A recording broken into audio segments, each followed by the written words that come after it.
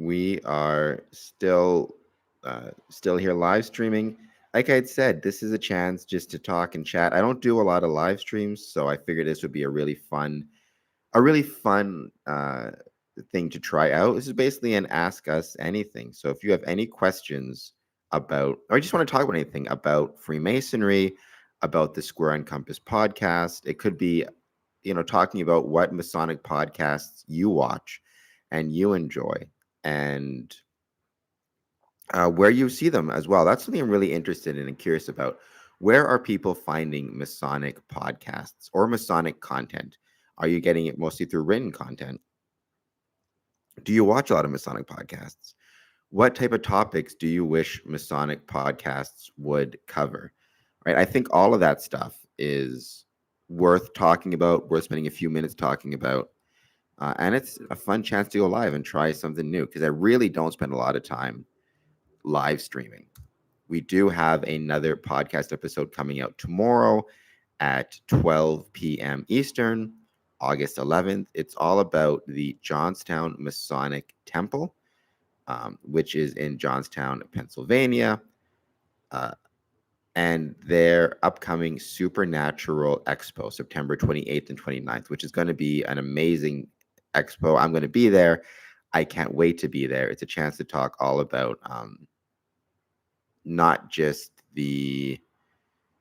we talk not just about the Supernatural Expo, but the importance of Masonic temples being open to the community, being part of the community, hosting public events, and the importance of that as a way to increase the relevance of a Masonic building in the community, which I think is a very, very important thing. It's something I've really tried to focus on with this Grand Compass podcast, right? Our mission statement is kind of to explore the ways in which Freemasonry was and is relevant to the communities in which it is located, and why it's relevant and how it's relevant. And hosting expos, hosting public events, all of those things are ways a Masonic building and ways that Freemasonry can and will be relevant to the communities in which it's located. So that is premiering tomorrow at 12 p.m. on the Square and Compass YouTube channel. I hope that you guys will check it out. And in the meantime, take a few moments, go in the chat, let us know if you have any questions, if there's anything you want to talk about in terms of Freemasonry, in terms of Masonic podcasts, or just any questions that you have. It would be great to hear from you. Like I said, I think I'll do this for another maybe 15, 20 minutes. I don't know. I mean, I guess we just go as long as I feel like going, right? Because the fun thing about one of these live streams is you can kind of go as long as you want. When it's done, I'll probably set it to private, and then I might edit it a little bit and see if there's anything that I talk about that I want to keep, turn into a clip, things like that. But in the meantime, let us know how it's going and what type of things you guys want to talk about. We got the chat right there for you guys.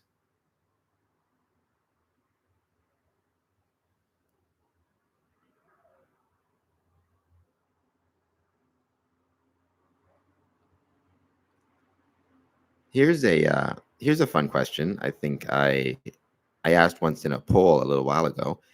Does anybody have any favorite Masonic depictions in pop culture? Right. So a lot of Masons will pick the Stonecutters episode of The Simpsons, Homer the Great. That's one of my favorites. I think most Masons, that's kind of their favorite.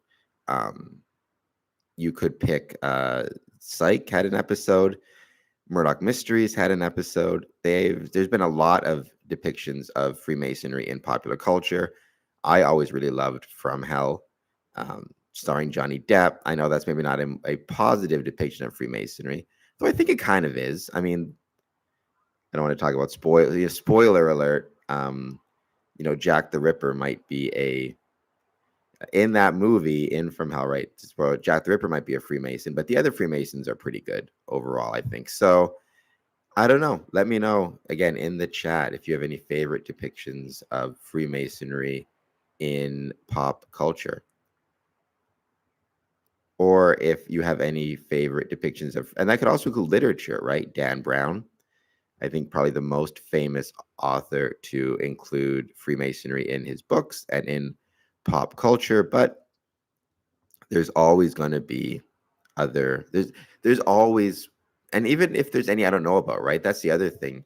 It's amazing how many times Freemasonry pops up in popular culture that we don't realize, which I think is really, really cool, or that people don't know about, and you kind of catch it without expecting it. So if you want, you can let me know if you have any favorite depictions of Freemasonry in pop culture.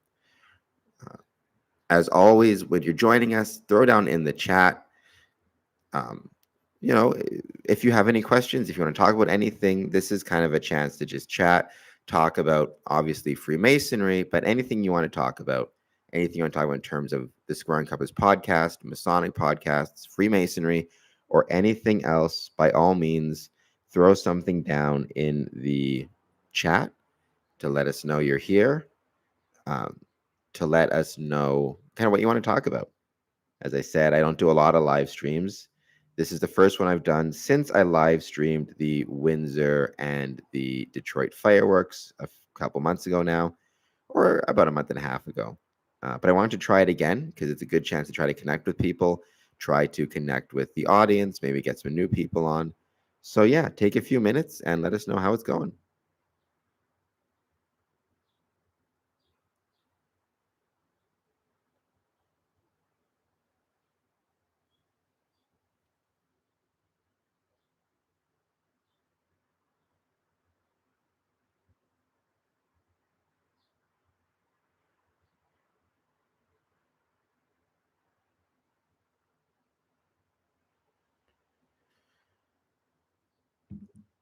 Leave a like, leave a comment, all that good stuff, right? Leave something in the chat.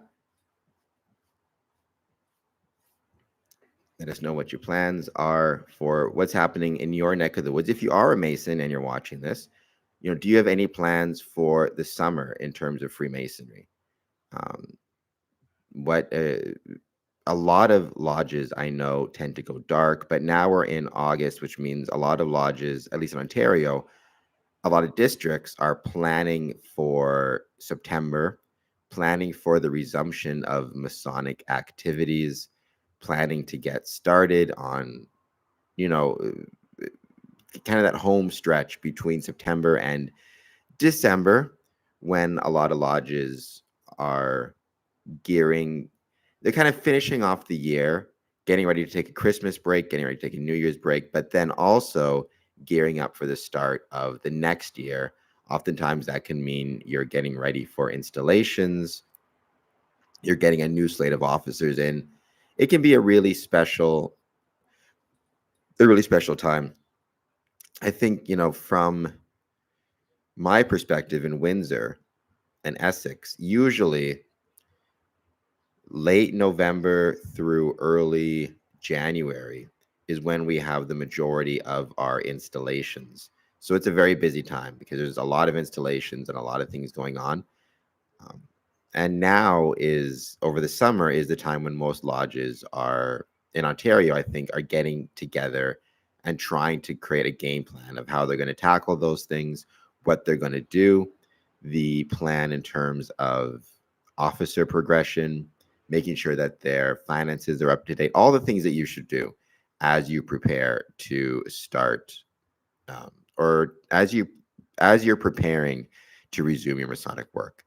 I know in the States, especially, it seems like a lot of lodges don't go dark over the summer, which is really interesting to me. A lot of them keep meeting throughout the summer. So if you're from the States and you're watching this, let us know.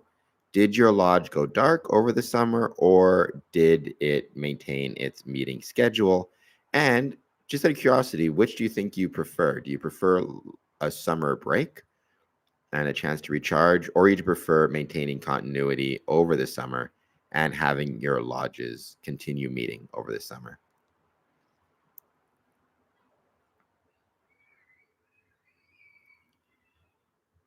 maybe I will give this another. We'll see if anybody else shows up. Give it till maybe 2:30. I'll just keep going. Like I said, I'm not sure how long I want to go. Uh, I do have some super fun administrative and paperwork tasks to do. Speaking of getting ready, I got to prepare the lodge summons for one of my lodges. I'm a member of 3 lodges, and we have to send out a summons because we are meeting again starting in September, which is going to be a lot of fun. I'm looking forward to getting back into it. I have been really happy, though, and I've been talking about this a lot. I've been really happy to get a break. I was quite burned out, I think, of not of the Square and Compass side of things and this podcast, as we got a car passing by, but I was really burned out of Freemasonry and needed a break. So I'm happy I got one.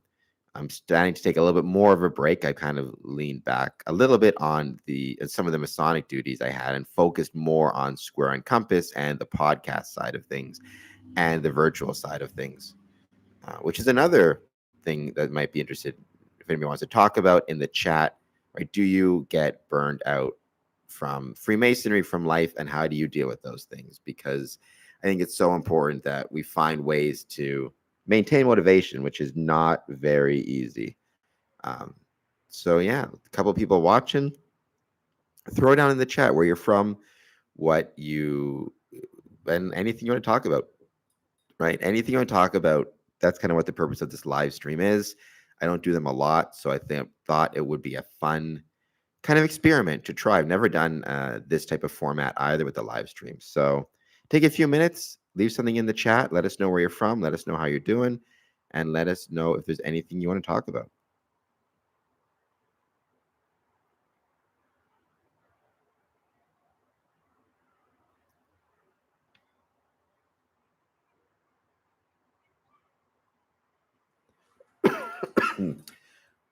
Or let us know, are you subscribed to the podcast? Are you not subscribed to the podcast? Um, how much do you plan to, how often do you watch the podcast? Do you check it out every episode? Do you get your notifications? All of that type of stuff as well might be really fun. So let us know.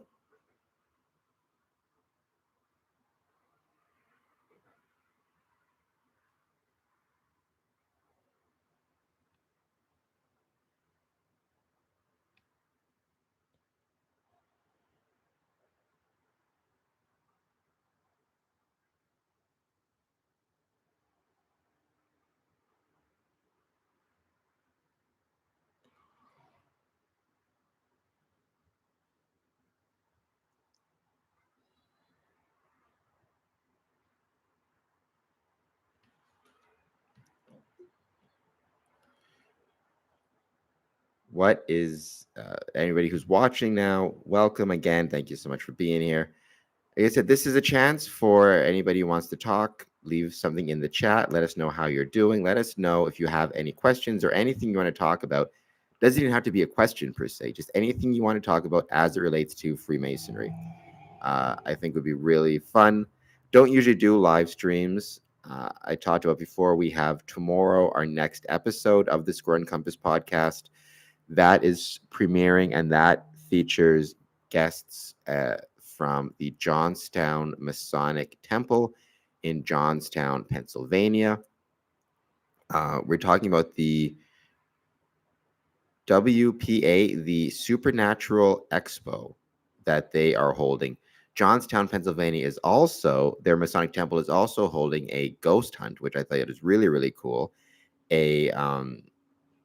A supernatural and ghost investigation, which is an overnight thing that they're doing. I've actually had the chance to take part in 2 investigations, both at my home base, the Windsor Masonic Temple. I talked about this in the podcast. They were a lot of fun. It was actually a blast because um, it was like a sleepover. We spent the night at the Masonic Temple. We had a lot of snacks. We had a lot of great food, and we drank a lot of coffee. I did not take part in the investigation because I'm not that I'm not skilled in that stuff by any means. I kind of follow the investigators along, but I did get to spend the night with them on both occasions, and it was a lot of fun. if nothing else, eating a lot of junk food and drinking a lot of coffee and staying up all night is nothing if not a good time, right? Even at that time, I was 35, 34 when we took part in the investigations. If you're from a Masonic temple that has any ghost stories, let us know in the chat. That'd be really cool to see as well, and we'd really appreciate it. Like I said, this is a chance for us to try to talk to some of our audience, maybe meet some new people who are interested. Like I said, the purpose of the Square and Compass podcast is to explore the many ways in which Freemasonry was and is relevant to the communities in which it is located. And we try to do that by, we have obviously our podcast, which is the focus of Much as Square and Compass, where we interview either Masons or people who have knowledge that relate to Freemasonry that Masons will find of interest, but that also anybody will find of interest, or could find of interest, exploring those ways in which Freemasonry is relevant to the communities in which it's located. We also have a Medium page where we write articles, where we try to offer advice based on our experience with Freemasonry. And then we also have social media, and we also offer tours of our home base, the Windsor Masonic Temple. So that is just some of the things that we do, and we really enjoy doing. If you're watching this and you're a Freemason, let us know where you're from and your Masonic connections. Or if you're not, just let us know where you're watching from. And if you want to talk about anything, throw something down in the chat.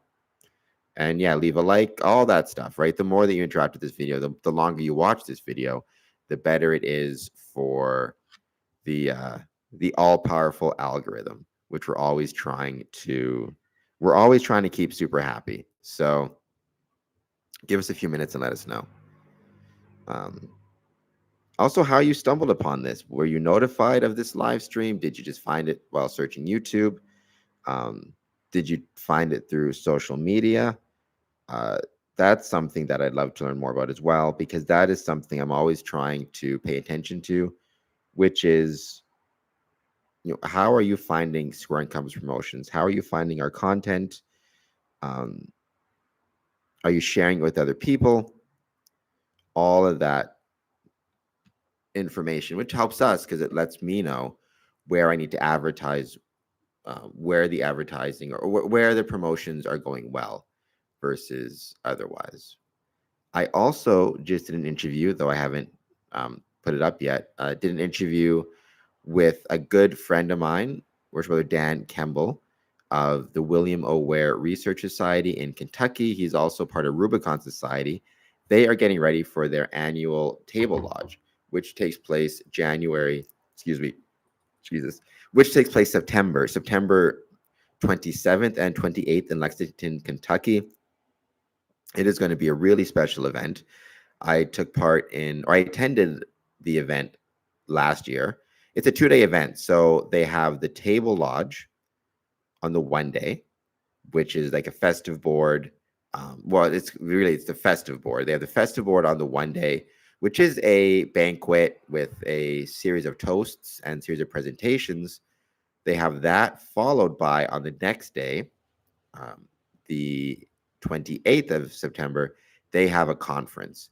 And the focus of both the festive board and the conference is on the shapers of Masonic ritual, where there'll be presentations about individuals who were the most influential in creating or disseminating or shaping our Masonic ritual. Starting, their presentations at the conference starts with Preston, who is obviously pretty integral in creating the Masonic ritual that we kind of use today. At least Masons will be familiar with, obviously.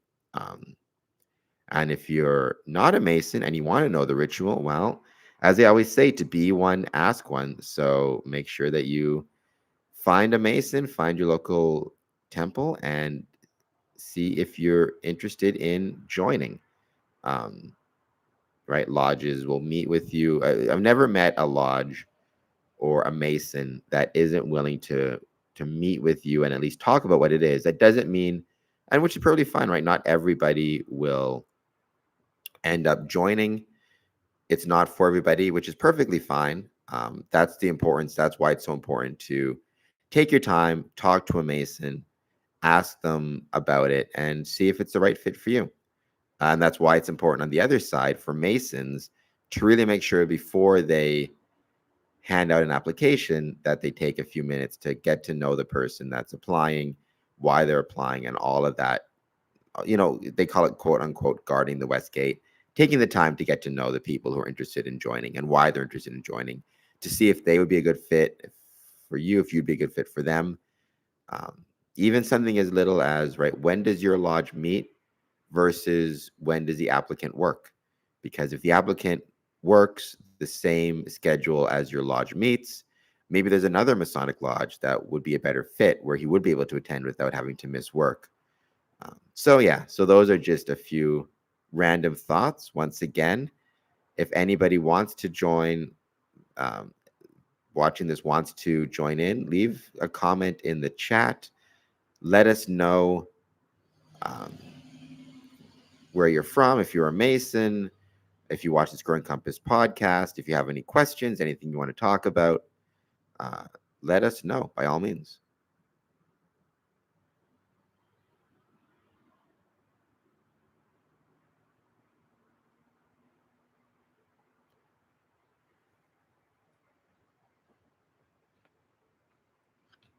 Let me know how the audio is. If the audio sounds good, I am not by any means an expert on this stuff in terms of audio control and visual audio, anything in terms of audio, video. I am not an expert. I think I'm getting better. My old videos were pretty terrible in terms of the audio quality, especially. I think I'm improving, but I can still use a lot more improvement. I know that for sure. So let me know how the audio sounds. If you can hear me, let me know how the video looks. Let me know anything I can do to improve the podcast. I'm sure there's a lot I could do to improve the podcast. Take a few minutes, leave something in the chat. As I said, the Square and Compass podcast, the purpose of the podcast is to explore the many ways in which Freemasonry was, was and is relevant to the communities in which it's located. And so this live stream, I thought it might be kind of fun. I don't do them very often, if ever. The last one I did was actually live streaming the Windsor Detroit fireworks, just because it happens to be right outside of where I live, like the view of them. I wanted to take a few minutes to try out a live stream. Hey, we got somebody in the chat. Dennis, how's it going? Oh, and my dad is on the podcast too, or on the chat as well. Hey, it says, I finally found the chat. Cool. So I'll start with Dennis, who said, yo, how's it going, Dennis? Let us know what's going on. And Dad, you let us know which lodge you're from. Throw in the chat. I know you've been on the podcast a couple of times, but let us know in the chat which lodge you're from and all that good stuff.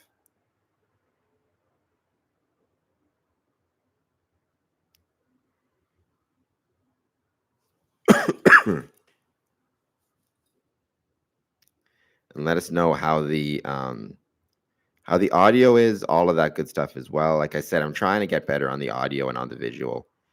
Audio and the video and all that stuff. This isn't my area of expertise by any means, but I thought it might be kind of fun. I'm always trying to improve it, so let me know how it's going.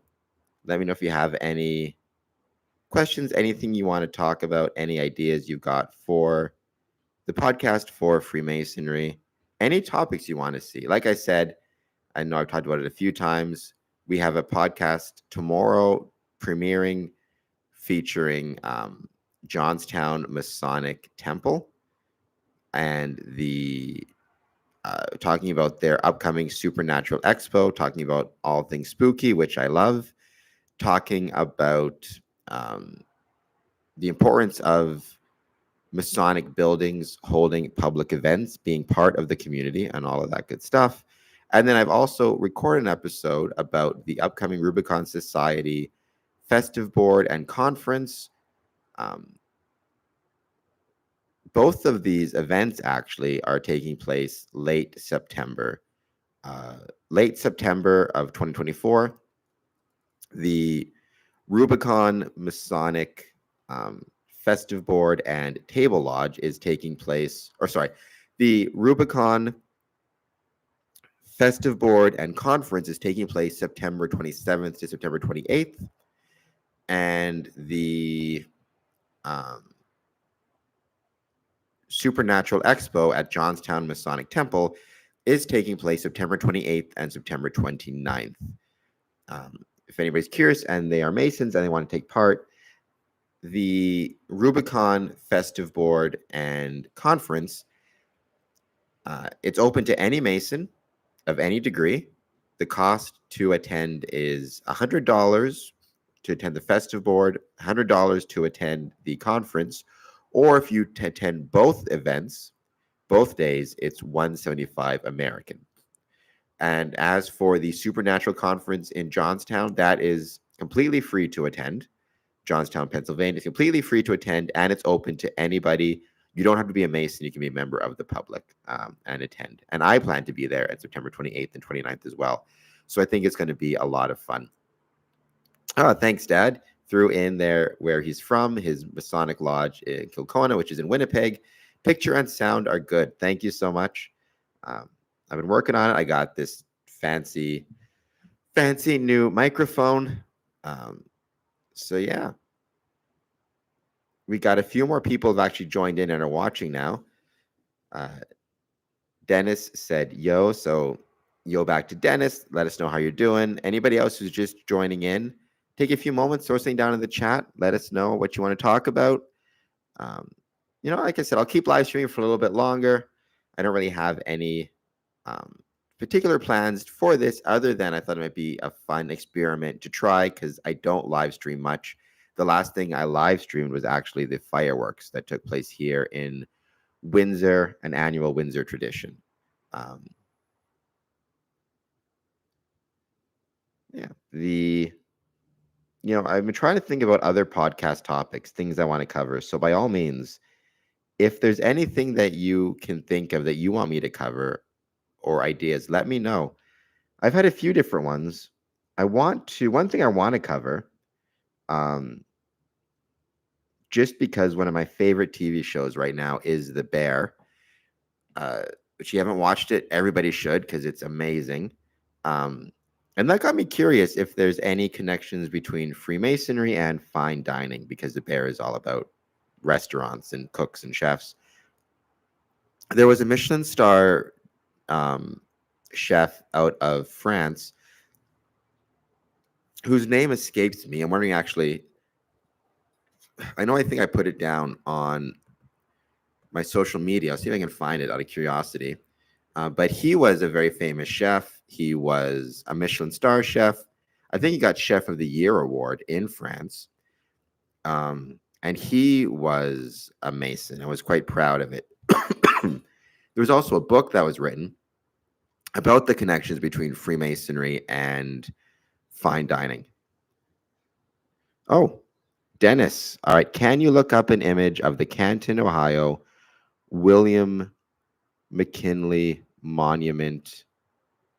Find the aerial view. Let me see if I can. I'm going to try that right now on my phone. Let's see. And then if I can, maybe I'll see if I can share it with you guys. So it's the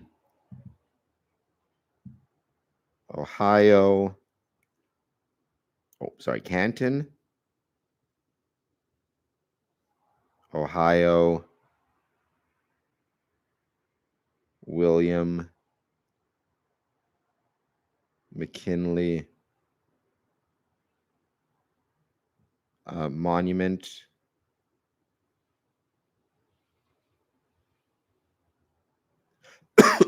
Aerial view.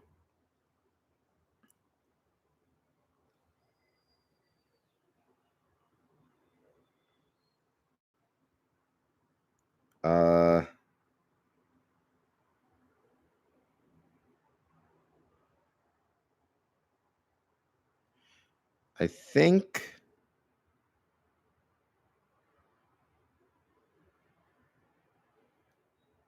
Okay. I think I might have actually. Yeah, okay. Gosh darn it. Now I'm curious, and I should have checked on this before I actually did this. I know that there's a way to probably share views from my, like to share my screen. The problem is I don't know how, but oh, hold on a second. All right, let me see if I can figure this out. I did find it, Dennis, on let's see. I did find it. You're right, it does look like a sword and sheath. I'm gonna see if I can just put my phone up to the computer. Let's see if you guys can see this. That's it there, right? Whoa.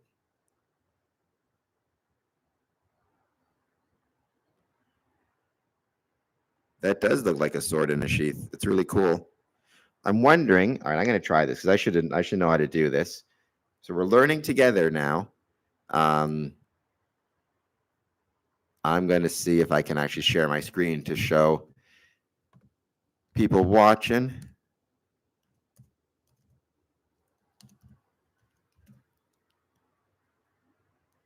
Canton, um, Canton, Ohio, William McKinley Monument.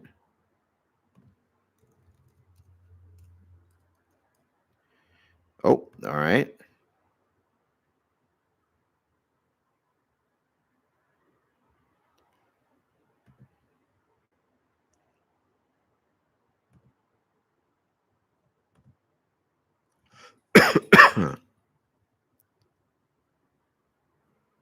It didn't work. I'm still trying.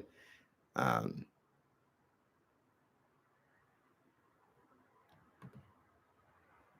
was was William McKinney Mason? Is that the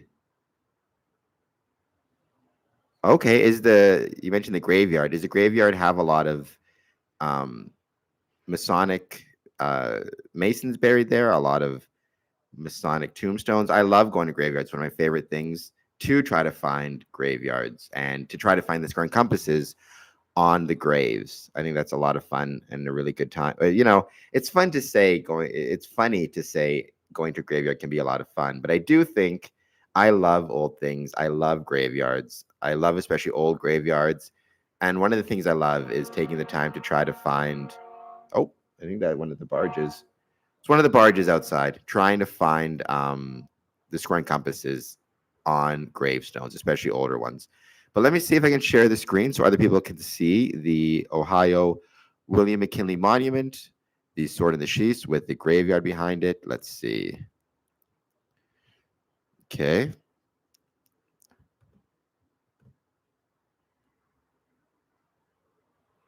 Okay, I'm going to see if I can share this. Here we go. All right. Let me know if you guys can see that. Like I said, that is the McKinley National Memorial or National Monument, which is, as we just, I guess it's meant to be. I did not know about this, but a sword in a sheath, which it absolutely looks like, and that's really, really cool. So thank you, Dennis, for sharing. Oh, so he was a Mason. Okay, very, very cool. I'm really enjoying getting the chance to see. This is why I wanted to try to do this live stream. It gives me a chance to learn about stuff I didn't know. I always love learning about famous Masons, famous Masonic monuments, famous Masonic locations. Um, it might be worth even having a podcast about it. I don't really do a lot of podcasts about famous Freemasons, to be honest. And now that I'm talking about it, I just realize it. I'll do a lot of podcasts about Masonic locations that I love: Philadelphia, Windsor, Detroit, now Johnstown. Um, I'll do a lot of podcasts about Masonic events. Um, because I think that those are very important. I don't do a ton about Masonic famous Masons, famous people. So I think that might be worth looking more into it. So yeah, if you know anything about Brother McKinley, by all means, throw it down in the chat. Let me know. If there's anything that you want to talk about in particular as well, throw it down in the chat. I'll keep on talking for, I guess I'll keep this live stream going for, I have no particular plans as to when I will start it or stop it. This is kind of an experiment for me to try. So I think it's going pretty well. I learned something new. So if nothing else, that means it was successful.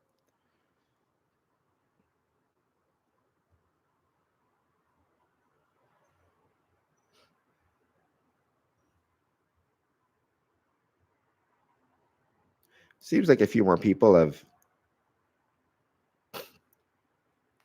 found it and jumped on. William McKinley started the Eagle Lodge number 431. So out of curiosity, since I found out how to share the screen pretty easy, let's see if I can search that quickly.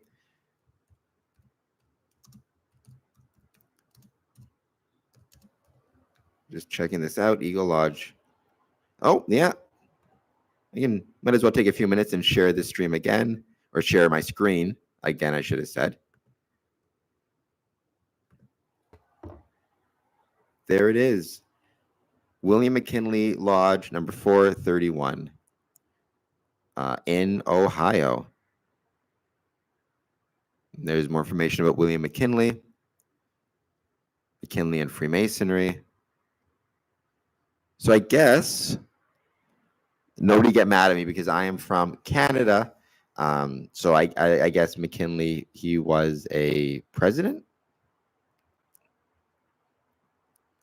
Okay, there's a church in downtown Canton related to him as well. Not sure how. Yeah, my American, I know the big names of presidents who were also Masons, or even founding fathers who are also Masons, but I don't know them all. So that's really cool. Thank you for sharing. Let us know, Dennis. Do you watch a lot of the Scoring Compass podcast? Have you seen a lot of the past episodes? Or have you never seen it before? And if you are, in the audience, let us know if there's anything that you think that we can do better, which should always be much appreciated because we're always trying to improve. We made plenty of mistakes, especially because we're kind of new to podcasting, but that doesn't mean that it's not a lot of fun. And any chance we have to learn, we're always trying our best to learn how to make things better. You can see my apartment behind me. I have not cleaned it up in a while. I really should get on to cleaning it up. Oh, Dennis, this is okay. Well, I hope that you will check out some of our podcast episodes. If you are or have an interest in Freemasonry, it would be awesome if you wanted to check some out. Maybe I'll leave a link in the chat to one of our more recent episodes. We have a new one, like I said, premiering tomorrow. Oh, thank you so much for that as well. That is really, really appreciated. But do you check out any other Masonic podcasts or any Masonic content online? I mentioned a few, I think. One of my favorites, the Masonic Roundtable, is a really, really great one, I think. Whence came you? What do I think? Oh, time will tell a welcome. Time will tell a question mark. Thank you for joining. What do you think of Albert Pike's letter to Mazzini about three world wars and today's current events? Honestly, I do not know. Albert Pike, I know the basics of Albert Pike, but I'm not sure about the letter to which you're referencing. if you're here's what I'll say about today's current events, and this is just my opinion. I should make this clear from the start. I speak, Square Income's Promotions. We do not represent the views of any Grand Lodge or Grand Lodge Ontario and Canada or anything to that extent. We are, we speak for ourselves. I speak for myself. Here's what I'll say about today's current events. I go back and forth, but generally it seems that human beings are pretty impressive in that we always seem able at the last minute to make the right choice. Yeah, I think one of my favorite quotes is by Winston Churchill. Right, he said, and he was speaking about Americans particularly, but I think you can apply this to people and human beings. Right, he said, you can always count on Americans to make the right choice after they've tried everything else. I tend to think that's more and more true of people. I think human beings, sooner or later, we will make the right decision and make the right choice. It's just we'll try everything else before we get there. So I'm optimistic. I don't think there's going to be a third world war. I don't think that. I think that human beings, for all of the flaws that we have, and there are many, and I do sometimes tend to run more pessimistic, I personally think we're actually going to be okay. And I think we're going to find a way out of kind of whatever challenges it is that we face. I also think that's true of Freemasonry, by the way. I mean, I don't think it's a secret to say that there have been a lot of struggles with Freemasonry in terms of membership over the years, especially lately, membership dropping. It can be hard to get quorum at meetings. It can just be really, really challenging to maintain and run a lodge. But I personally can't think of many organizations that have, taken as many ass kickings as Freemasonry and came out on the other side. You look at what Freemasonry has endured since 1717. What Freemasons went through in Germany in World War II, what Freemasons went through, the anti-Masonic leagues, anti-Masonic parties, political parties in some cases, even during the kind of the satanic panic craze in the 80s, Freemasonry kind of got dragged into that. And to see it still survive, the oldest fraternity in existence, you could argue the oldest social club. I mean, some will argue that 1717 is not the correct date, that Freemasonry dates to earlier than that in Scotland, in the 16th century. But even if you just take the 1717 date as your starting point, the fact that Freemasonry is still around 300 years later, 300 and some years later now, I think it's a testament to our ability as Freemasons to persevere and the strength of the craft. So sorry I can't say more about Albert Pike's letter to Mazzini, but if time will tell, if you want to throw something in the chat about it, by all means, go ahead.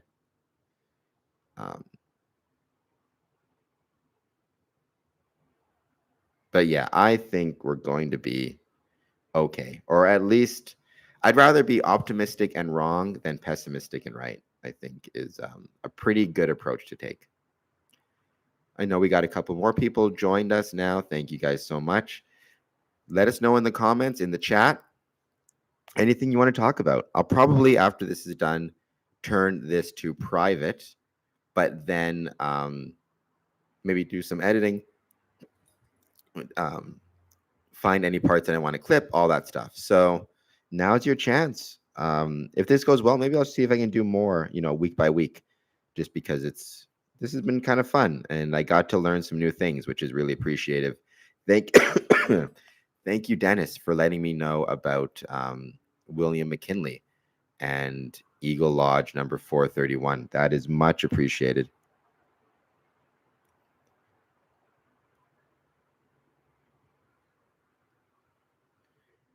If anybody wants to say, if time will tell if you're a Mason or Dennis, if you're a Mason, let us know. Or if you don't let us know that, that's fine. But let us know, like I said, what type of things you enjoy, what type of podcasts you enjoy, especially Masonically, or Masonic media that you watch. Or I think I said this earlier, right? If there's any depictions of Freemasonry in pop culture, if there's anything about Freemasonry that interests you, let us know in the chat. I'm going to, I was talking about this before. I'm going to see if I can talk about this again, because you need to read the letter, sir. Probably, I appreciate you bringing it up.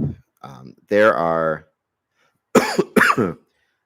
right, a million things I don't know about Freemasonry. And so one of the fun things about this live stream is hopefully people will share with me stuff that I can check out, but I have no knowledge of it right now. But that's a really fun thing, right? There are some things I feel like I know a lot about Freemasonry, especially our buildings. That's something I love to talk about.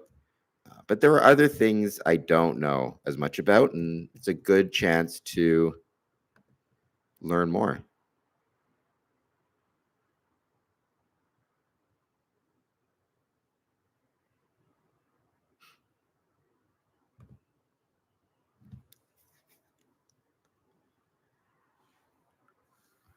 See if anybody else wants to jump in the chat. My voice got high there for a second. Jump in the chat.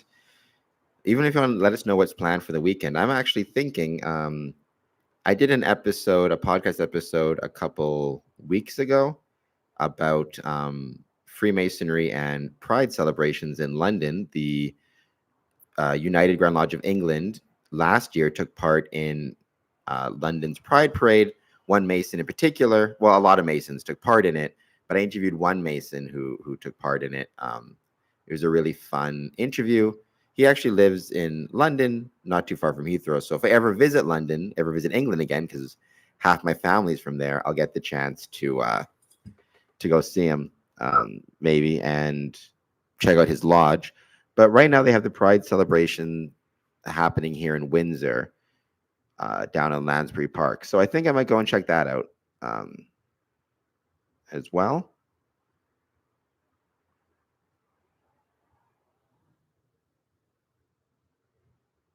But yeah, as we're saying, chat's open, chat's available. Let us know in the comments anything you want to talk about. Still stick around for a bit longer. I got time. All I have to do today is super fun, enjoyable administrative work, which I don't want to do. So I'm happy to stay on here if people keep watching and if people keep wanting to leave comments in the chat. I hope that you guys do. I could probably even stay on for another hour, depending on if I get any more people interested in watching and any more comments. I've already learned some really cool things, so I appreciate it, right? I learned that William McKinney was a Mason. I got to see his monument. He started Eagle Lodge number 431. So that is definitely some information that I'm happy to get. If you can and get the chance, I hope you leave a comment, leave a like for this video, for this live stream. Share it with other people. All that good stuff. Share more information about the podcast. But yeah, I feel like I keep getting sidetracked. I was saying a while ago, one of my favorite TV shows is The Bear, which is all about Freemason, which is all about fine dining, restaurants, all that good stuff. The Bear is a wonderful show. It got me curious about if there's any connections between Freemasonry and fine dining. And I did find out that one famous chef in France, I'm going to actually see now if I can find his name just because it's bugging me. He got a Michelin star. He was actually named Chef of the Year in France. And those French people can cook, I'm told. So that's a pretty big deal. He was a Freemason and proud of being a Freemason. I also found a book about the connections between Freemasonry and dining, and how food plays such a vital and important role in Masonic meetings, which I can tell you as a many times past junior warden in my lodges, that is very true. Um, so I'm just going to see if I can find that chef's name. Now it's driving me crazy. If you know any connections between Freemasonry and fine dining, please let me know. Um, if you got any good recipes that you share with your brothers, if you're a junior warden or had to cook for your lodges, please let me know as well. Which would be really great to hear about. Let's see. I'm just searching right now. Oh, here it is. So apparently, Joel Robuchon, French chef and restaurateur. He was named chef of the century, not year, chef of the century in 1989. Was a Freemason. There's a pub in England called the Freemasons' Arms, which apparently is not connected to Freemasonry. It's just the name, but I thought that was really cool. So yeah, so if anybody knows any connections, please let me know in the comments, because I think that would be really neat. Freemasonry and fine dining. Oh, in Manitoba, the Shriners were in the Winnipeg Pride Parade. Cool. Did they have the little cars? You know, in terms of the shrine, right? In terms of the appendant, quote unquote, appendant bodies, I joined and am still a member of Scottish Rite, made it up to 18th degree Rose Croix, where I'm kind of staying for a little while. The other two bodies, the Yorkside and Shriners, I haven't joined, but I am interested, and perhaps one day. I know a lot of Shriners, and I know a lot of members of York as well.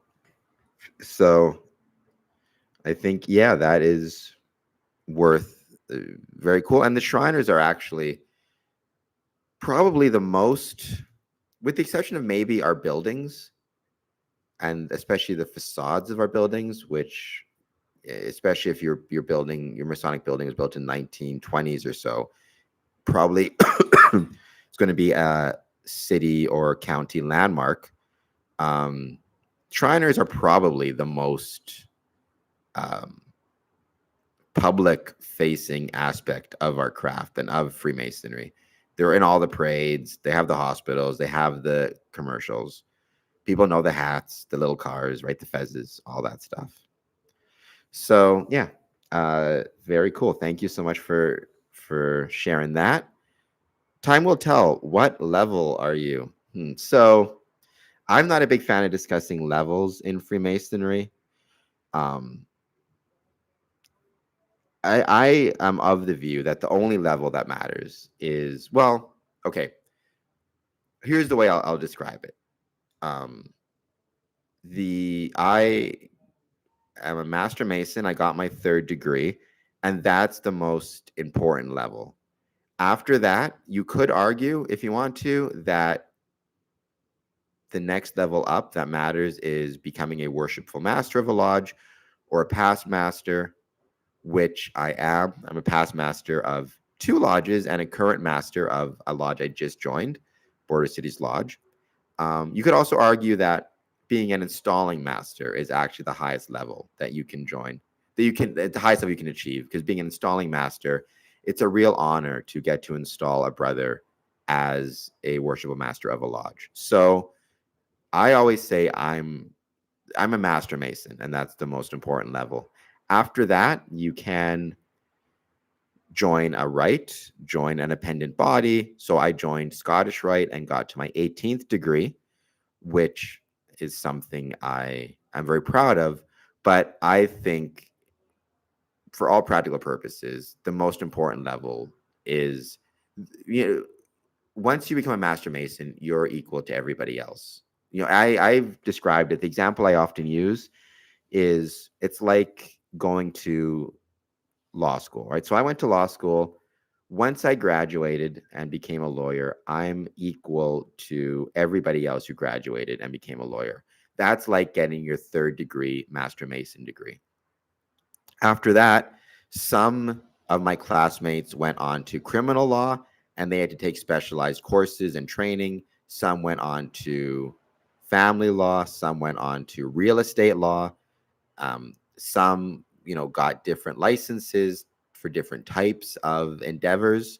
But you wouldn't say that the real estate lawyer is more of a lawyer than the criminal lawyer, or that the corporate lawyer is less of a lawyer than the litigator, or whatever it is, right? um, the only thing that really matters is, did you graduate law school? Are you able to practice law? Everything after that is just a specialization. And I view it the same way with Freemasonry. The only thing that really matters is, did you get your third degree? Are you a Master Mason? After that, anything you do after that is a specialization, especially any extra degrees. So whenever people ask what level, I always say third degree Master Mason. And if I want to be really specific, sometimes I'll mention a worshipful master or a past master. Isn't there Shriners hospitals? Asked Dennis. Yes, there are. And so that's why I mentioned, right, the Shriners are the most public facing aspect of the craft because of those hospitals, especially, and all of the charity work that they do. And a lot of people don't know that Shriners are Masons, right? A lot of people think that Shrine is a separate organization, but a lot of people don't realize that to be a Shriner, you have to be a Mason. Or that the Shrine and the Masons are so connected. Fraternal Order of Police was founded in Pittsburgh, Pennsylvania, by Freemasons. I did not know that, but that's very cool. I know that there used to be, I don't know anymore what the numbers are, but there used to be a lot of police officers who were also Freemasons. In fact, in some jurisdictions, there were police officer Masonic lodges where all the members, or the majority of members, were police officers, because, you join the same lodge as your friends are at, as your coworkers are at. So that kind of is what happens, right? So very cool. Thank you, Dennis, for sharing that information as well. It is much, much appreciated.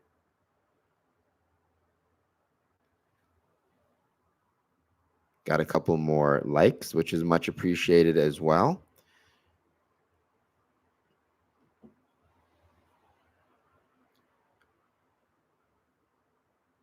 There's probably a few, Dennis, there's probably a few Shriner hospitals in Ohio. It would be willing to bet. I'd be willing to bet a couple bucks. There are a lot of different places. I see their commercials all the time. Let's see if we can find a couple quickly.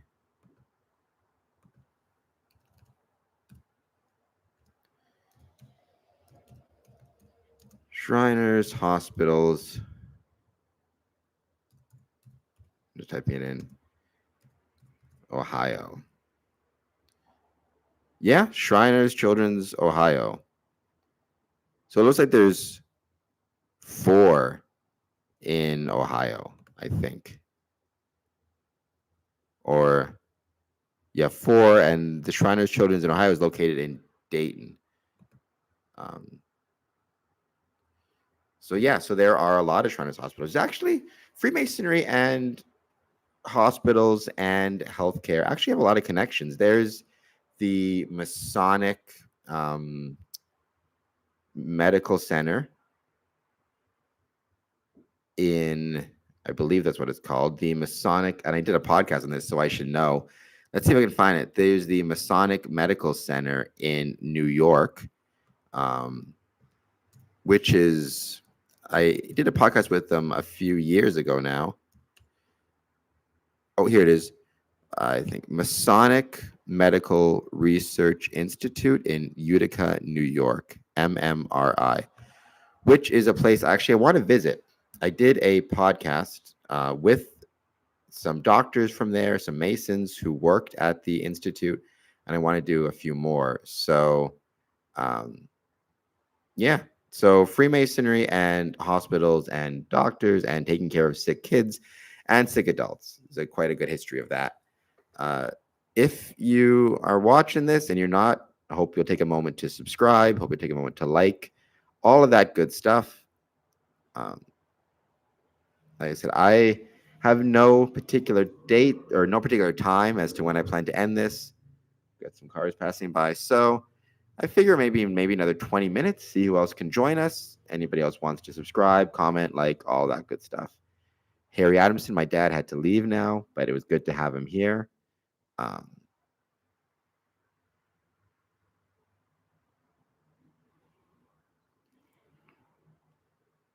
So yeah, I don't do a ton of these live streams, to be honest, but it seems to be going pretty well. I've learned a lot of good stuff, and I'm happy to have learned. I'm getting a lot of information. Dr. Savage, Order of Q handles. I've never heard of the Order of Q, so I don't know anything about that or what that is. I don't. I think, to my understanding, I know a lot of Shriners, right? There's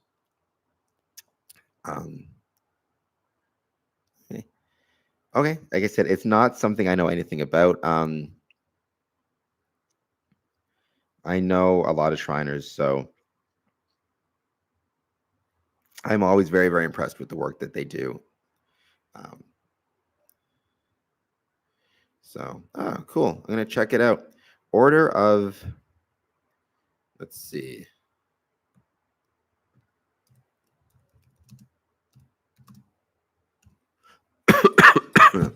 Excuse me for coughing.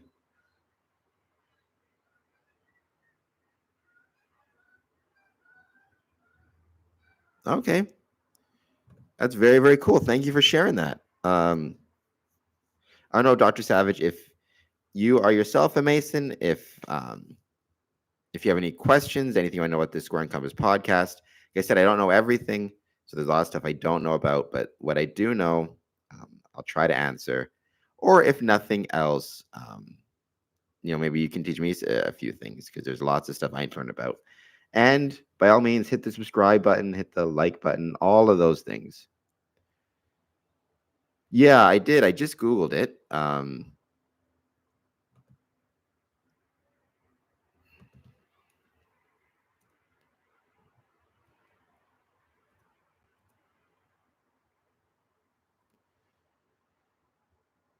I found the Wikipedia page for it.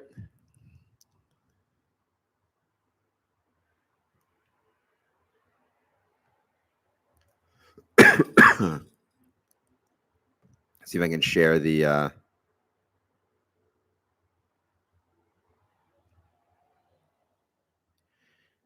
how much do you know about the use of gematria beyond the 3, 5, 7?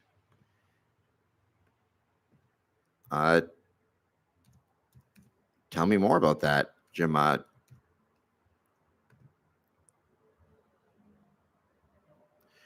Right? Like, so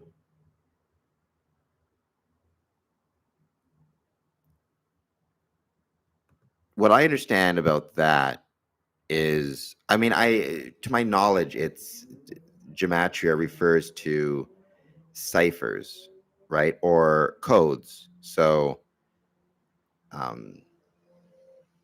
Dan Brown kind of talked about it in, I can't think of the name of the book now. What book was it? In the chat, help me out here. They have the Lost Symbol, I think it was, right? Dan Brown talked about gematria and about those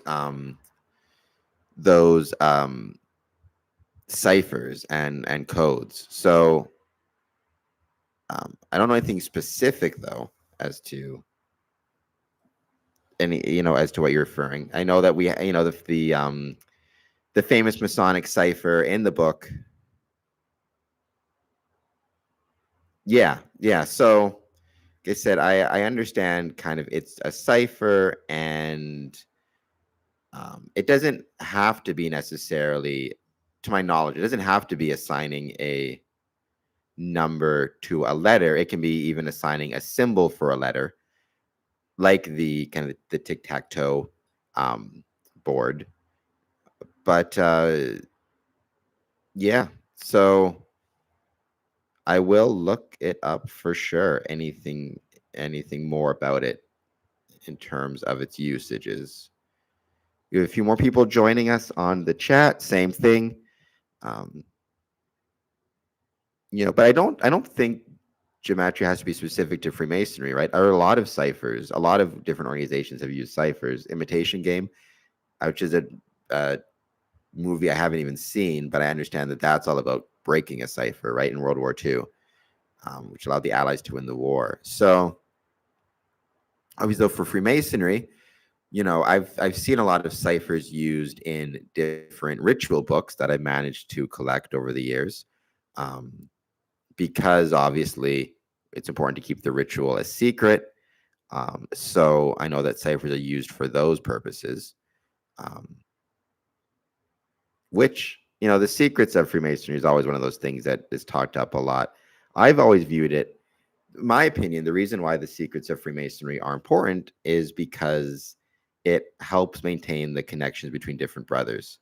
So my grandfather on my dad's side passed away before I was born.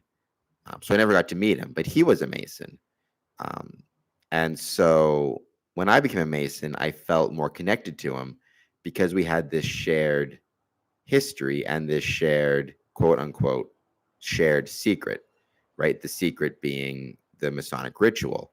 And if people who aren't Masons know that, then it does kind of, I feel like it dilutes that relationship between me and my grandfather a little bit. So that's why I've always viewed it as important to maintain those secrets.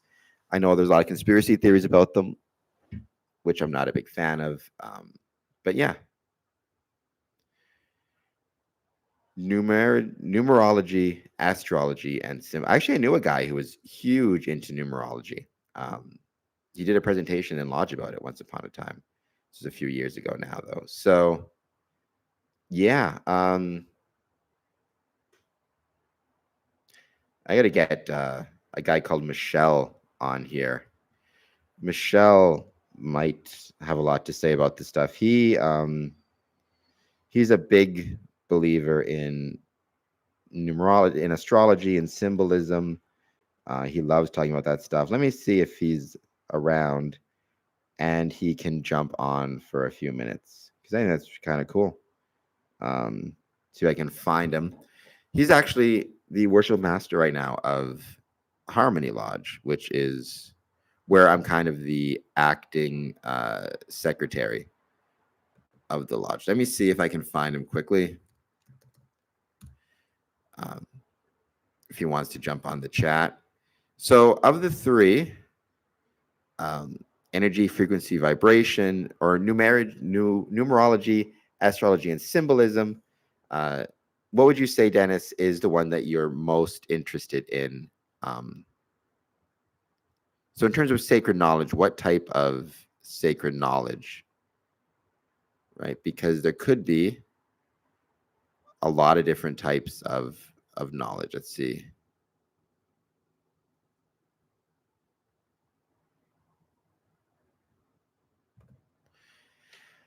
I'm going to see if I can track down Buddy and invite him. So I'm going to be right back in a second. I just want to get the link so I can send it to him, because I feel like he would find this super interesting.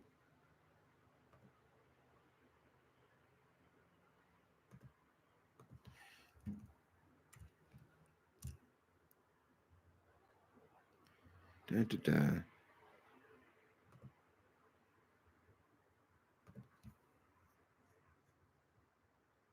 Sorry, I'm just going on to send him a message.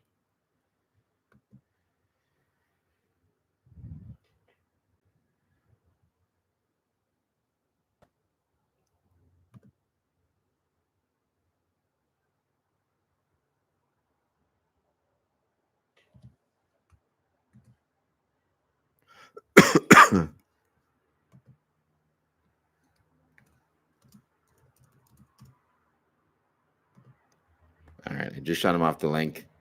Let's see. For instance, in Hebrew, Gematria Genesis 1 is value of 2701. The first occurrence of 2701 in the string of PL is at the 165th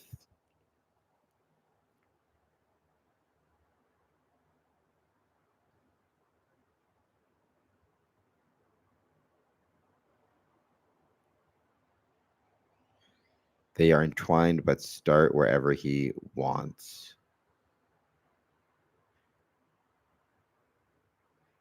All right, I'm back. I sent a message off to my friend. So when you say they are intertwined, do you mean, Dennis, do you mean numerology, astrology? I can't say that word. Numerology, astrology, and symbolism, that they are all intertwined? Right, because I do like the stars and all that type of stuff. So I'd probably start with astrology, more so than anywhere else.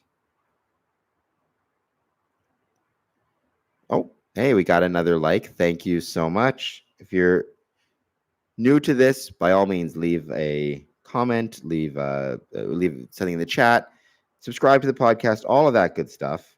The more people we get interested in this, the better. The better the conversation will be.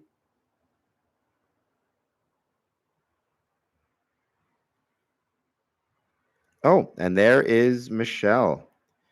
Hello, Michelle. Yeah, I was saying a lot of the stuff that they're talking about, if you go check out the chat up above, they're talking about numerology and symbology and symbolism and energy frequencies and stuff that you might be interested in. Yes, pi is 3.14. I used to know more of them, right? 3.146, I think. How many numbers does pi go to? Goes to a lot.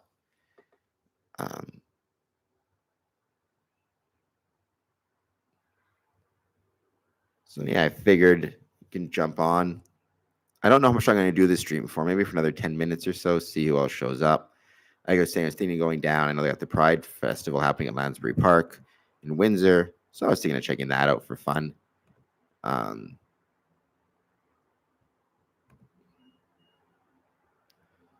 Yeah, we've had a few people attend, which has been awesome, joining in the chat.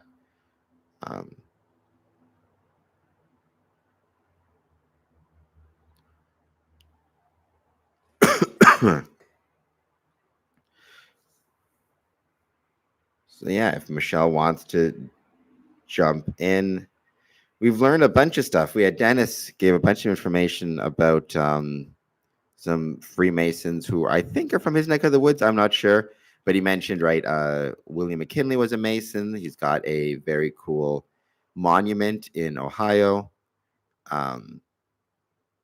which actually, from the aerial view, looks like a sword in a sheath, and his graveyard is there as well, which is kind of fun to hear about.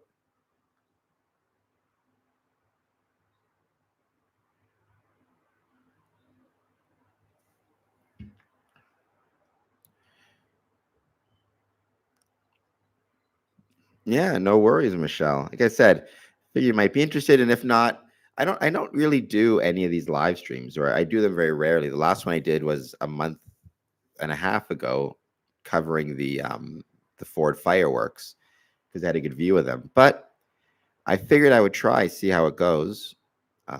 If it goes well, and this one has been, I might try to do more live streams. See who else I can get to join in. But we've had actually a pretty decent turn. I think we've had about 20 people here altogether. Yes, pi will go. Yes, that's right. 3.14. Yeah, pi goes on forever. I will never repeat the same 5 or so letters ever. Really? That's it. I knew it would never repeat the same letter. But 5 in a row? That's kind of cool. I remember back in the day, this was years ago, I did a banquet when I was ritual master of my mother lodge. I did a banquet celebrating new initiates, our new Masons, either new apprentices, fellow character master Masons, and I actually asked some questions about geometry because, Michelle was there. We had a contest because understanding geometry, understanding liberal arts and sciences, growing in knowledge is a really important part of what it means to be a Freemason. So we actually talked about the Euclid space mission, which is a satellite being sent up by NASA. It's actually up there right now by NASA and the Jet Propulsion Laboratory, JPL, and the European Space Agency to study the curvature of space and the geometry of space. So that was really it's really cool, and I think that this type of stuff is super important for Freemasons to learn about. I've had a few podcast episodes actually with NASA scientists and JPL scientists talking about the Euclid space mission, which was a lot of fun. I really enjoyed those episodes.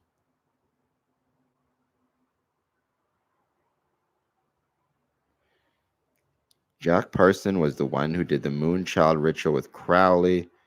Parsons founded the JPL. The Jet Propulsion Laboratory?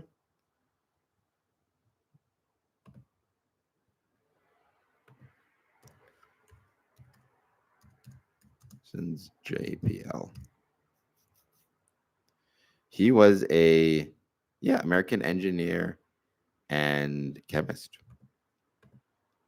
So cool. The connections never stop between Freemasonry and science and technology. So that is really cool. We have got a fairly good number of people who've checked out this podcast so far, or checked out this live stream so far. So I much appreciate it. I may try to do some more. Like I had said, I know if you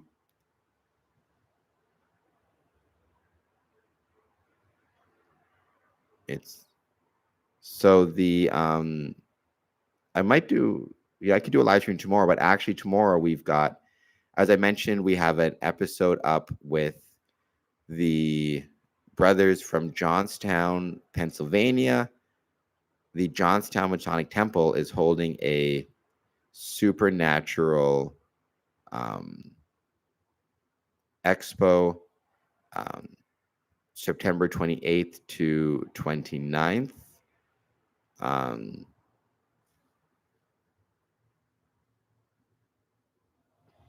Which is going to be really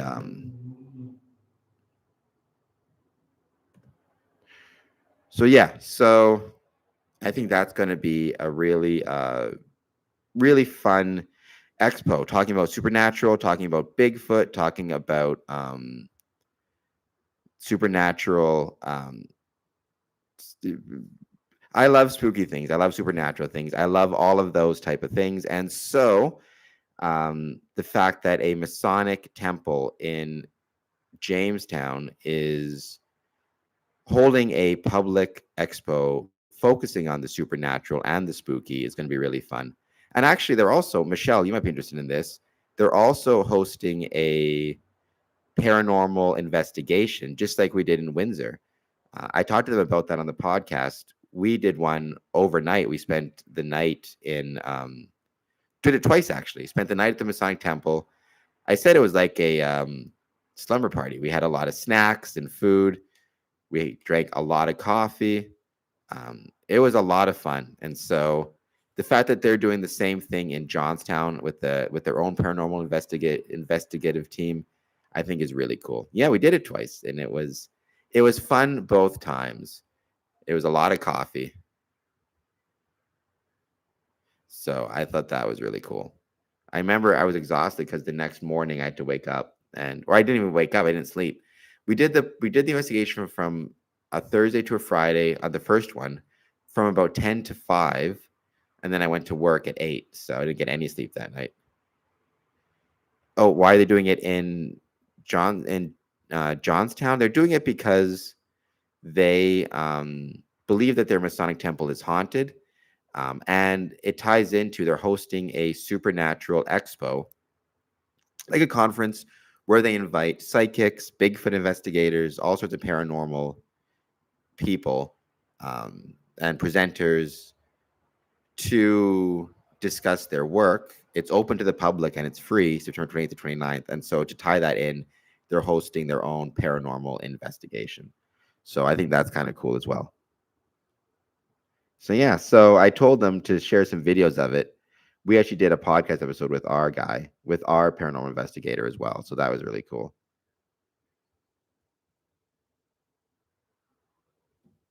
So yeah, if you're new to this podcast, leave a like, leave subscribe, all that good stuff. Check us out again tomorrow. We're gonna have some really special podcast episodes. But with that, I think I've been doing this for an hour and a half. It's been a lot of fun, but I think I'm going to sign off in a few minutes because I still got a bunch of work to do, including creating that summons I told you guys about. So, all right. Thank you guys so much. If you're joining us, I hope you've enjoyed this live stream. I'm going to try to do more. Make sure that if you can, you like this video, you comment, you subscribe, all that good stuff. And I'll do another stream soon. I'm going to turn this one to private for the time being. And then we'll go from there.